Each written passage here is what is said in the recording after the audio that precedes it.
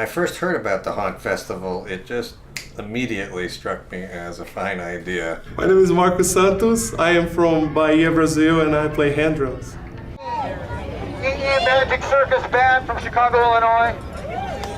And our fourth time here in Somerville.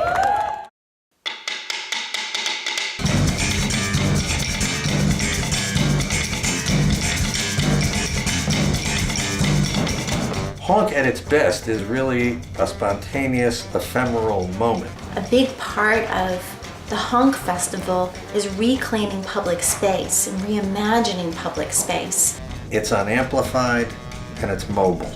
The bands will make the conscious choice not to be on a stage. There's no setup involved. There's no stages. There's no separation between artist and audience. You play on the street with the crowd. The crowd becomes part of the band.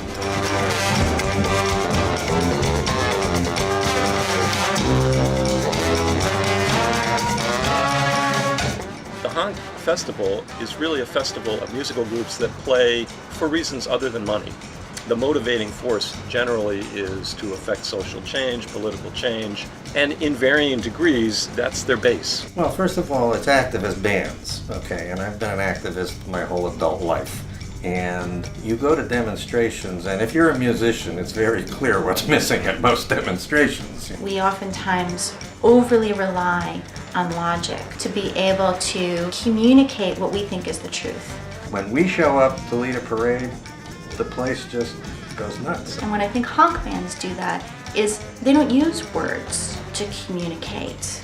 You can feel the music in the air. I mean, this is music that is not just in your face, it's in your body. It is impossible not to move to this stuff.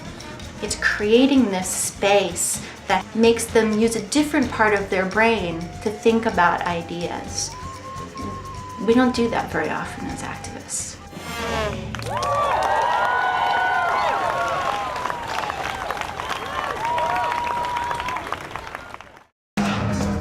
So honk is already amazing because it gives purpose to all the fun things that we do in the classrooms. We can take it to the streets. We're gonna have students from Somerville High School where I teach, and then we're gonna have a group of students from Zoomix, which is an awesome after-school program. And we're also gonna have a group of students from Berklee College of Music called Afro Brazil. And we're gonna put all of them together and make a lot of noise. We're gonna rock the streets. Here, everybody, I hope everyone's having a good time, yes? We do a lot of events. We do like 60, 70 shows a year throughout the country, and this is our most important, looked forward to event, the Honk Festival.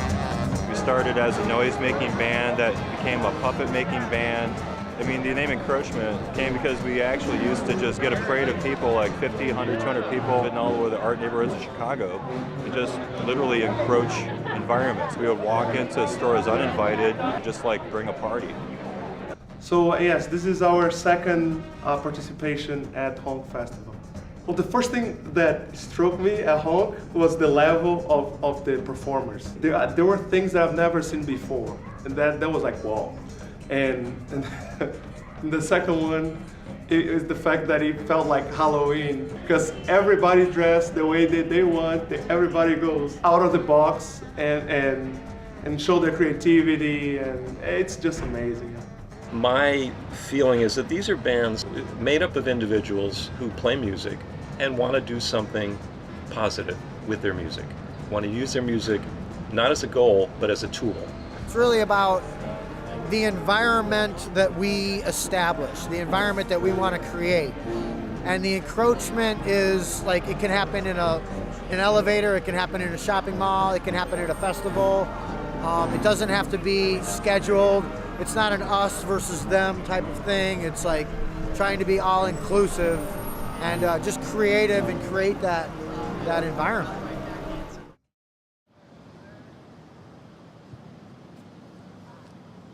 So the kids at Somerville High are just amazing because in my class, there are people from many different countries.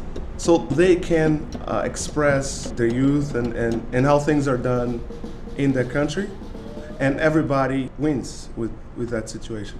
I think what Marcus does is fabulous. Within a few workshops, he can leave something behind that can become self-sustaining. That's magnificent. That's what music education should be. Let's make a circle. Ayla, do you want to lead us? 1, 2, 3. I think it's important. It stimulates creativity. Kids that are involved with arts usually do better in academics than kids that are not involved with it. I think if music directors would start giving more support to arts, that could also influence on how well they will do on those tests, on those exams, you know?